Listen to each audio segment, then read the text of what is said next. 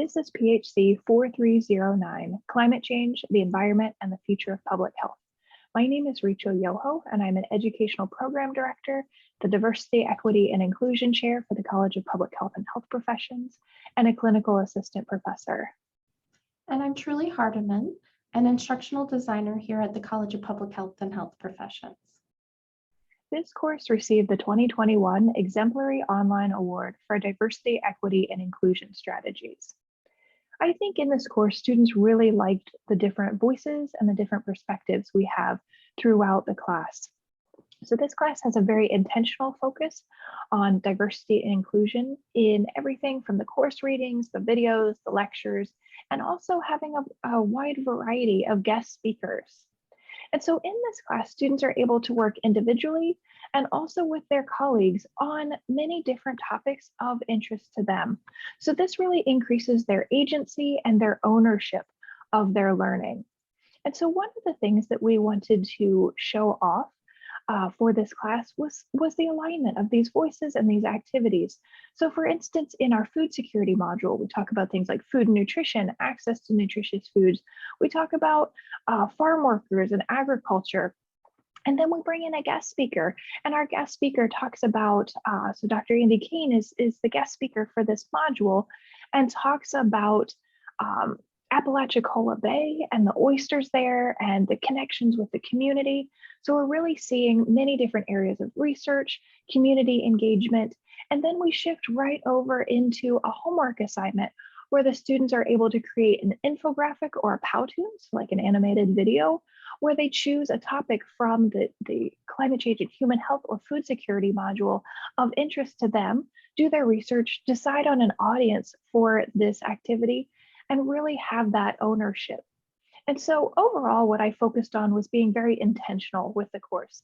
So that includes both the inclusive design and also with the course content.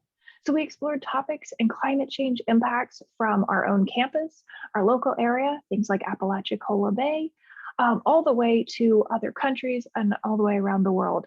And so in this class, I intentionally included voices and experiences from economically developing countries, historically and actively marginalized peoples, and many different countries.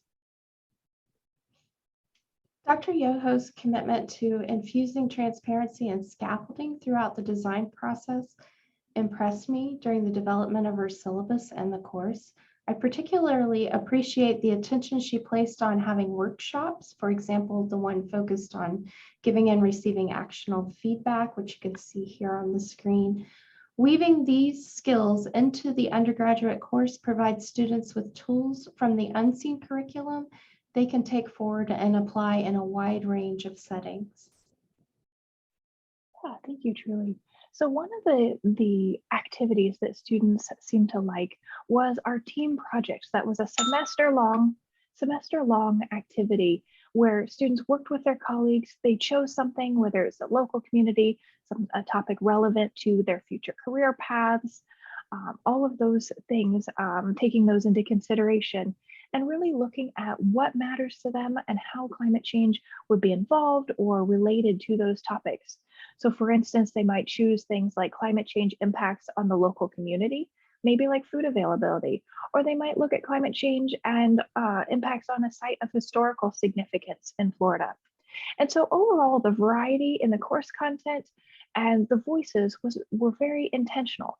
So another example would be from our Rights of Nature module. So you can see here, these were my lecture videos here in part of our asynchronous content, and then bringing in experts and other voices throughout the module. So news and current events, as well as many different individuals and perspectives from our global community.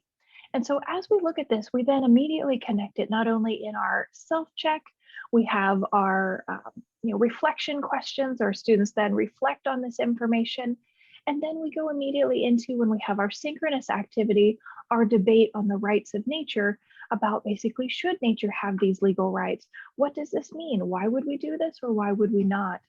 And so one of the things that I really enjoy about teaching this class is because It helps students understand the complexity of connections in environmental health and also with respect to climate change. Each student, so no matter their target profession, is able to make connections with the content both locally and globally. And so with the intentional focus on diversity, equity, and inclusion strategies in both the teaching and learning portion of the course, and also in the content, so like the readings, the videos, the guest lectures, we really work to build a very strong, supportive, and inclusive community, listening and learning and growing in these different fields and in their chosen career path.